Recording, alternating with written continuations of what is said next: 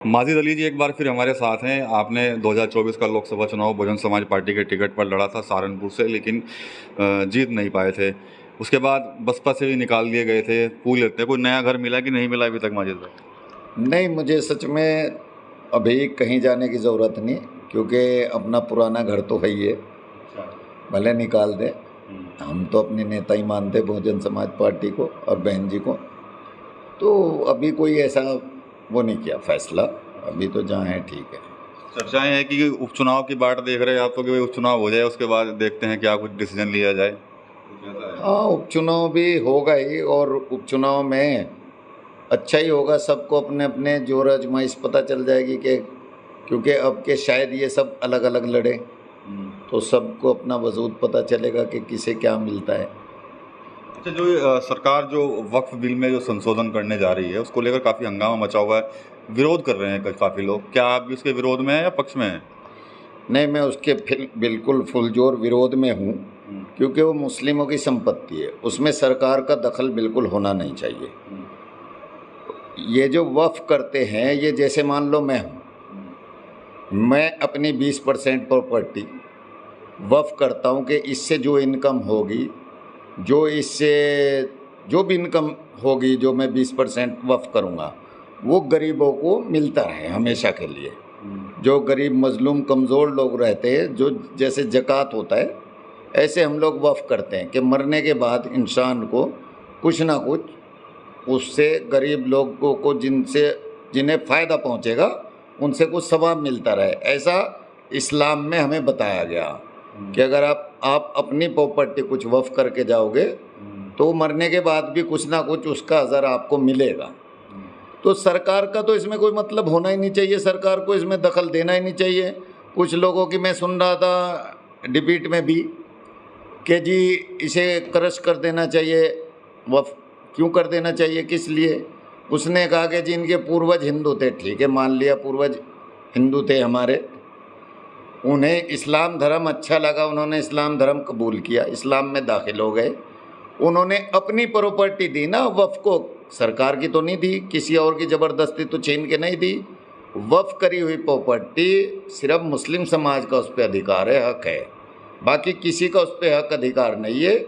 और सरकार को चाहिए उसमें कोई दखल ना दे, बल्कि सरकार मुसलमानों को उसकी जिम्मेदारी दें कि भाई इसकी देख रेख आप करो, इसका संचालन आप करो, ताकि गरीब मजलूम कमज़ोर लोगों को उससे जो भी इनकम हो उन तक वह पहुंचती रहे और उन गरीब लोगों को उससे फ़ायदा पहुंचे, क्योंकि वो बहुत बड़ा अमाउंट उससे इकट्ठा हो सकता है।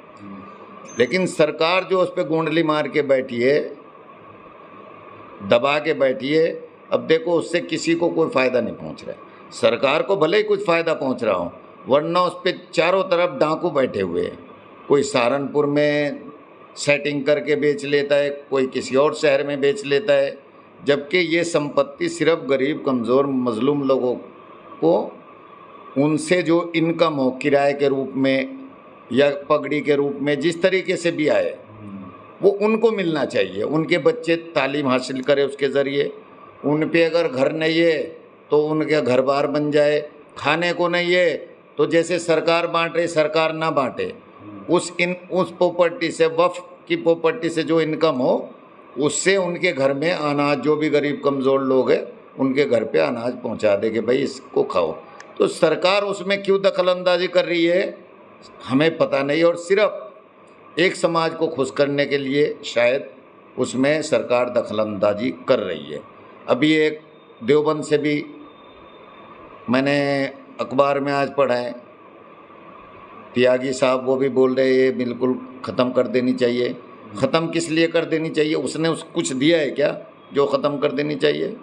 उसने अगर कुछ दिया हो, उसने कोई मदद करी हो, उसका कुछ हिस्सा हो, उसके बाप दादा ने कोई वक्फ किया हो, तो वो ये बात बोल सकता है। उसके बाप दादा ने कभी एक 5 पैसे नहीं वक्फ करे, और वो भी कानून बता रहे कि इसे ख़त्म कर देनी चाहिए। क्यों ख़त्म कर देनी चाहिए?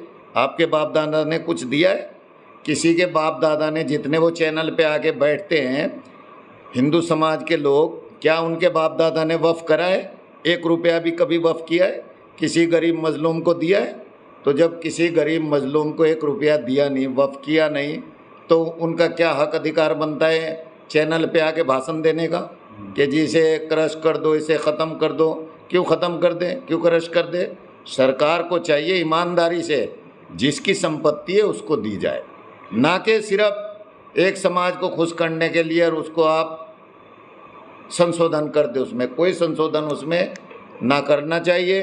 ठीक है, ज़बरदस्ती अगर आप कर भी दोगे तो हम दिल से तो उसे कभी कबूल नहीं करने के। भाई हम मान लो कमज़ोर हैं तो आप हमें ज़बरदस्ती अगर दबाना चाहेंगे, ठीक है दबा सकते हो आप, लेकिन हमारा दिल तो उसे कभी कबूल नहीं करने का। वो तो हमारे दिल में हमेशा गुब्बार उठता रहेगा कि हमारे साथ जुल्म किया है, ज्यादती करिए बीजेपी सरकार ने।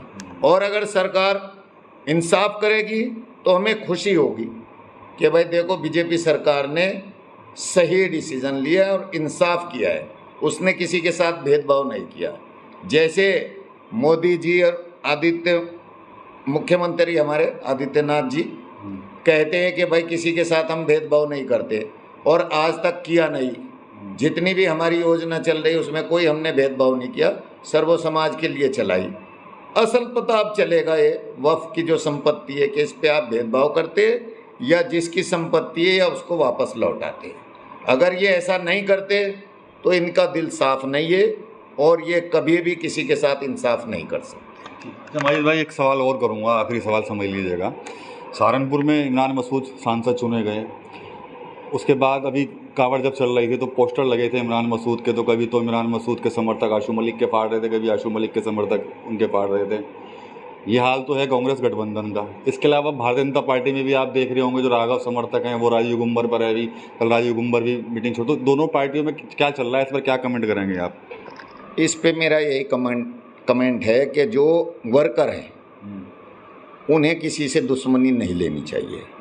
वर्कर होता है, उनके काम कोई नहीं आएगा, ये तो सिर्फ नेता उनका इस्तेमाल करते हैं।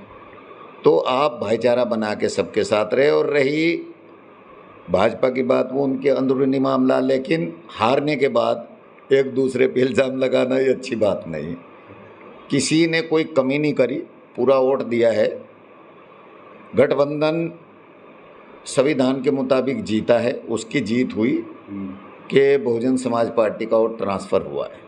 मेरा ऐसा मानना है कि भाजपा के लोगों ने, मुझे नहीं लगता कि उसे हरवाया है, और ना किसी के कहने से वोट ट्रांसफ़र होता। ज़्यादा से ज़्यादा 2 वोट, 4 वोट, 10 वोट। इतना बड़ा नेता सहारनपुर में कोई नहीं है कि जो 10-20 हज़ार वोट इधर से उधर करवा दे। मेरी नज़र में सहारनपुर में ऐसा कोई नेता अभी तक तो नहीं है। आशू मलिक जी चुनाव लड़े विधानसभा का, जो सांसद चुने गए उन्होंने खूब जोर लगाए, पूरी ताकत लगाई, 100 वोट भी नहीं डलवा पाए बसपा पे। पैसे भी ले लिए बसपा वाले से, सुनने में ऐसा आया कि उससे पैसा भी ले लिया कि मैं आपकी मदद करूंगा। बताओ 100 वोट भी डले क्या? वोट तो हवा के साथ चलता है, पार्टी के साथ चलता है। वैसे उमर अली का वहाँ भी वही नज़रिया था, लेकिन जनता ने एक तरफा चुने। अब जो ये सांसद बनने के बाद घटिया बातें कर रहा है कि किसी के पोस्टर पढ़वा देने, उन पे हमला कर देना, ये बिल्कुल थर्ड क्लास काम है। ये बहुत हल्की बात है, ये शोभा नहीं देती। उसको ये छूट भैये वाले काम छोड़ देने चाहिए। पहले भी वो एक बार सुना, मैंने वीडियो सुनी थी, वो खान साहब जो है यहाँ के कैलाशपुर वाले, वो एक वर्कर को गालियाँ दे रहे हैं, उसे गाली बक, उसका पोस्टर फाड़ दे और उसकी धीमा कर दे। कभी कोई फंसा नहीं, जिस दिन फंसेगा ना तो तबीयत ऐसी कर देगा कि छुटाने वाला भी कोई नसीब नहीं होगा। चलिए, ये थे माजिद अली। कहीं ना कहीं अभी कह रहे हैं कि अभी बसपा में ही उनका झुकाव पहले है और उसके बाद अगर उपचुनाव होते हैं उसके बाद कहीं ना कहीं डिसीजन जरूर लेंगे। इसके अलावा जो वक्फ कानून को लेकर जो संशोधन की बात चल रही है उस पर कहीं ना कहीं सरकार पर निशाना साधा है। इसके अलावा सहारनपुर में चाहे वो इंडिया गठबंधन हो चाहे भारतीय जनता पार्टी, इन दोनों के बीच के नेताओं के बीच में जो अंतर कलह चल रही है उस पर कहीं ना कहीं टिप्पणी इन्होंने की है, कहीं ना कहीं व्यंग जरूर इनकी तरफ से कसा गया है। TV9 यूपी के लिए सहारनपुर से विकास कपिल।